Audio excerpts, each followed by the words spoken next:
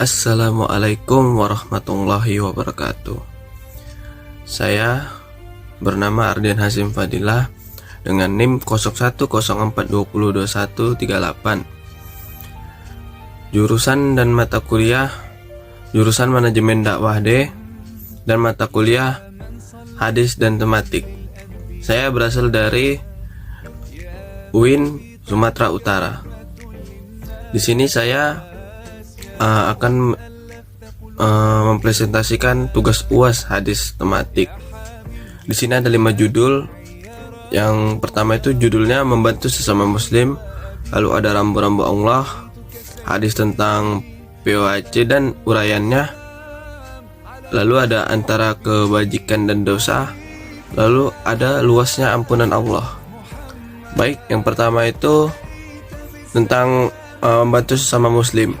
Ada hadis riwayat Muslim yang berbunyi dari Abu Hurairah radhiyallahu anhu. Dari Nabi Shallallahu alaihi wasallam bersabda, barang siapa yang menghilangkan kesusahan dari kesusahan-kesusahan dunia orang mukmin, maka Allah akan menghilangkan kesusahan dari yang kesulitan. Maka Allah akan memudahkan baginya di dunia dan di akhirat. Siapa yang menutup aib seorang muslim, maka Allah akan menutup aibnya di dunia dan akhirat.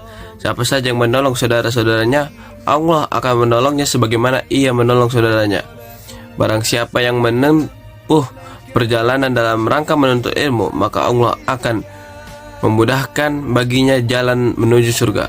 Tidaklah berkumpul sekelompok orang yang di salah satu rumah Allah atau masjid untuk membaca kitabullah dan saling mempelajarinya di antara mereka, melainkan akan turun kepada mereka ketenangan, rahmat meliputinya, para malaikat mengelilinginya, dan Allah menjunjung namanya kepada malaikat yang ada di sisinya. Barang siapa yang lambat amalnya, maka tidak akan bisa dikejar oleh nasabnya. Garis keturunan yang mulia, hadis riwayat Muslim. Umat Islam dianjurkan untuk saling tolong-menolong dan memudahkan urusan orang lain. Dengan demikian, Allah akan melepaskan dirinya dari satu kesusahan pada hari kiamat kelak, serta akan memudahkannya di dunia dan akhirat. Selain itu, memberikan bantuan juga dapat menolak bala. Sebagai dinyatakan, sedekah itu dapat menolak 70 pintu bala. Pertolongan Allah kepada seseorang juga tergantung pada pertolongan yang dilakukannya antar manusia. Sesungguhnya Allah akan menolong seseorang hambanya selama hamba itu menolong orang lain. Hadis Muslim, Abu Daud, dan Tirmidzi. Baik, lalu yang kedua itu ada rambu-rambu Allah. Di sini ada hadis Arba'in yang ke-30 tentang rambu-rambu Allah dari Abu Sabah Al-Kusyani. Sesungguhnya Allah Ta'ala telah mewajibkan beberapa perkara, maka janganlah kamu meninggalkannya, dan telah menetapkan beberapa batas, maka janganlah kamu melampauinya, dan telah mengharamkan beberapa perkara, maka janganlah kamu melanggarnya, dan Dia telah mendiamkan beberapa perkara sebagai rahmat bagimu, bukan karena lupa, maka janganlah kamu membicarakannya. Semua yang Allah haramkan wajib bagi setiap muslim meninggalkan dan menjauhinya. Melanggar perkara-perkara yang diharamkan hukumnya haram. Berdasarkan sabda beliau, janganlah kalian melanggarnya. Kemudian perkara yang haram itu ada 2 macam, dosa-dosa besar, dosa-dosa kecil. Dosa-dosa besar tidak diampuni kecuali dengan taubat. Jangan dosa kecil dapat gugur dengan ibadah sholat, haji, zikir, dan ibadah yang lainnya. Ingatlah dengan sabda Nabi SAW yang disebutkan oleh salah satu sahabat menjelaskan orang yang meninggalkan keharaman karena Allah. Sesungguhnya jika engkau meninggalkan sesuatu karena Allah, niscaya Allah akan memberi ganti padamu dengan yang lebih baik. Hadis riwayat Ahmad. Baik, lalu ada hadis tentang POAC dan uraiannya.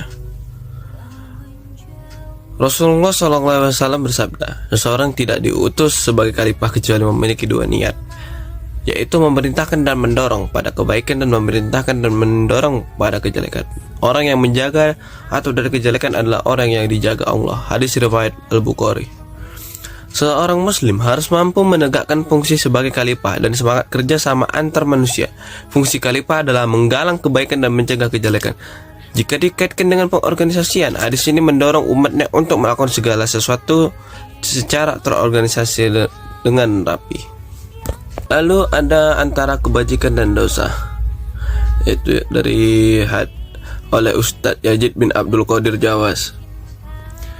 Dari An-Nawas bin Sam'an Al-Ansari, ia berkata, aku bertanya kepada Rasulullah SAW tentang kebajikan dan dosa. Maka beliau menjawab, kebajikan adalah akhlak yang baik dan dosa adalah apa yang membuat bimbang atau ragu hatimu dan engkau tidak suka dilihat, diketahui oleh manusia.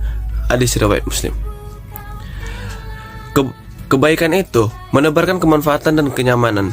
Setiap manusia dari hatinya terdalam akan mengakui dengan jujur dan ingin mengikutinya sebagai teladan, menenteramkan jiwa dan memberi bahagia, selaras dengan yang Maha Pencipta dan alam ciptaannya. Dosa itu membuat diri mereka merasa bersalah dan kalah. Ketentraman jauh dari hati yang ada gelisah dengan penyesalan diri. Hati yang keras dan diliputi kesesatan akan merasa biasa.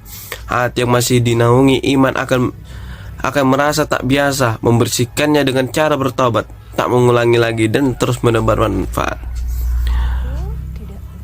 Berdoalah selalu agar diberikan petunjuk pada jalan yang lurus. Dalam sebuah riwayat, sekali waktu Rasulullah SAW duduk pada suatu tempat dikelilingi oleh banyak sahabat. Beliau mengambil garis-garis pada pasir. Satu di antaranya lurus sementara yang lainnya bengkok dan berkel. Kemudian berkata, yang satu ini jalanku sedangkan yang lain bukan jalanku.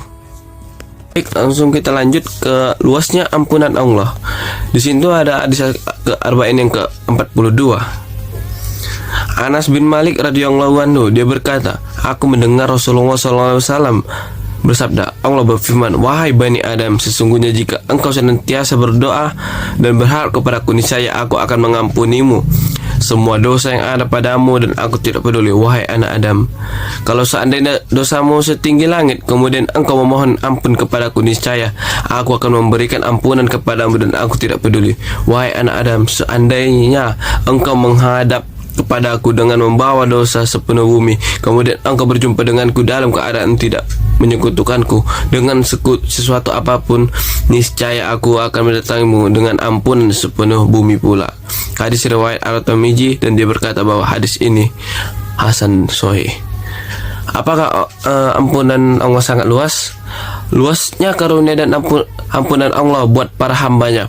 Sekalipun dosa hamba itu besar dan banyak, maka ampunan Allah itu lebih besar dan banyak. Apabila manusia banyak berbuat dosa, kemudian bertemu Allah tidak menyekutukan, maka Allah mengampuninya.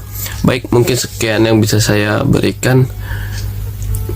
Lebih dan kurang saya mohon maaf. Jika ada kesalahan, mohon dimaafkan. Baik, saya tutup dengan billahi taufiq wal hidayah. Assalamualaikum warahmatullahi wabarakatuh.